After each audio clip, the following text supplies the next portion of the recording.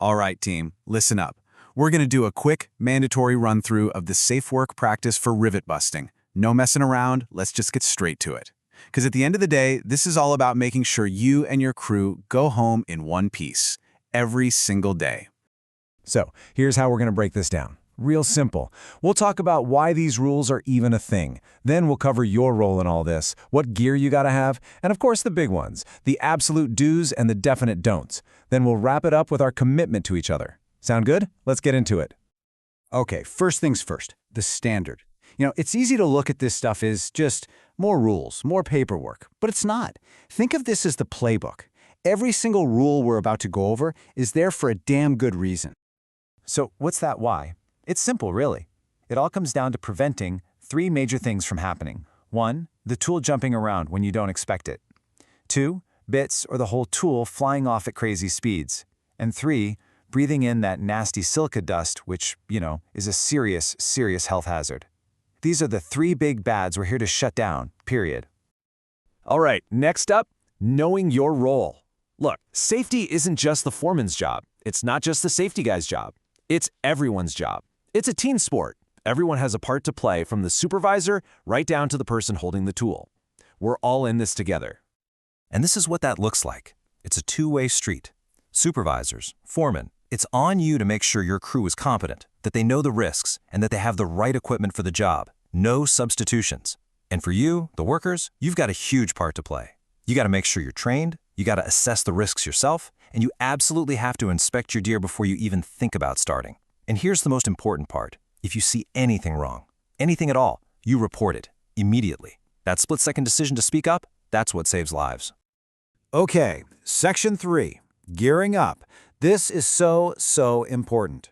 The job doesn't start when you pull the trigger. Nope, it starts way before that, with prep. Having the right kit isn't just about making the job go faster. It's about taking control of the situation before the situation can control you. So here's the checklist. This is everything you need. You've got your big tools, right? The buster, the compressor, you've got your site control stuff, tape, signs, the usual. But I want you to really focus on the PPE side of things. Seriously, that respirator, it's not optional. It's what keeps that silica junk out of your lungs. Same for your eyes and ears, your gloves, and those metal boot shields. They're there for a reason. Think of this stuff as your armor. It only works if you wear it. All right, now we get to the heart of it. Section 4. These are the mandatory safe practices, the do's. These aren't just good ideas, they are the actions you must take every single time to make sure you're in the driver's seat and the job gets done safely. Just take a second and look at that. Ready to work safely? That's the question. That's the gut check you have to do before you even lay a hand on the trigger. You ask yourself, is my area clear? Is my gear good to go? Am I good to go? And only if the answer to all of that is a solid yes, then and only then do you move on to these next steps. Okay, these are the 6 commandments of rivet busting. They're mandatory. Let's walk through them. 1. Pre-use inspection. Always. Check the buster, check the compressor. 2. Hoses got to be secure. Use those pin couplers, use the whip checks. You know what a loose hose can do? Those checks are there to prevent a disaster.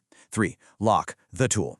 Make sure it's all the way in and that retainer is locked down tight. 4. Gear up, all of it, and use water to keep that dust down. 5. Your grip. Don't strangle the thing. A good firm grip is all you need. White knuckling it just leads to vibration injuries down the line. And finally, number 6. Take a break, stretch it out, do some micro breaks. Your body will thank you later, trust me. Okay, let's flip the coin. Section 5. And yeah, my tone is shifting a bit here because this is serious business. We're talking about the prohibited actions, the hard stops, the never-evers. I want you to burn these into your brain. Never, ever operate in your flammables. Obvious, right? Never try to disconnect a pressurized air hose. You know what happens next, and it ain't pretty. Absolutely do not point the tool or the hose at anyone, not even as a joke. Don't touch the business end of the tool when it's running. Keep your work area clean. A trip hazard is the last thing you need. And last, don't ride the machine or crowd your buddy. Give each other space. These are not suggestions, people. These are the lines you do not cross. So that brings up a question. How much wiggle room is there? How many of these rules can you bend just a little when you're in a hurry? What's an acceptable compromise? The answer is right there. It's a big fat 0. None. Nada. There are no shortcuts and there are 0 exceptions. Ever. And this is what it's all about. This is our final point, and it's the most important one, our safety commitment. You know, all these rules, the gear checks, the do's, the don'ts, they're not just a list of things to do. They all lead to one place, one goal. Everyone goes home safe. So let's leave it with this. This is the promise we make to ourselves and to the person working next to us. It's simple. Look out for yourself, look out for your crew. And if something doesn't feel right, if you see an issue, no matter how small you think it is, you open your mouth and report it immediately. That's how we do it. That's how we keep each other safe. That's the evergreen way. Now let's go out there and have a safe shift.